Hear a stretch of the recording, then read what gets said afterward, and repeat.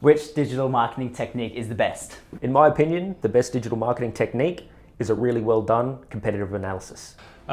Chris is full of it. It's a kind of complicated answer. There's not really any one particular technique that's best when it comes to digital marketing.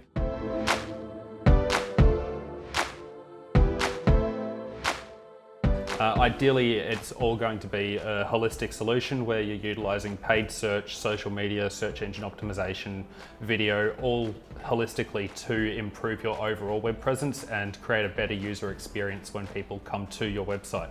So the more that you're doing, the better it's going to be working together.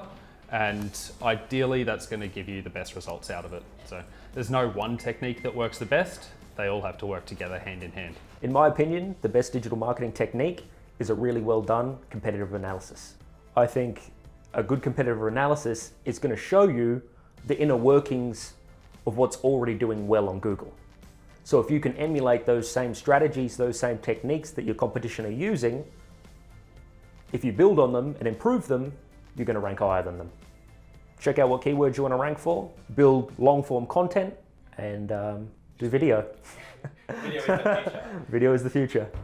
A good digital marketing strategy, everything needs to be working in unison. But in order to leverage all the tactics together, a good competitive analysis is needed.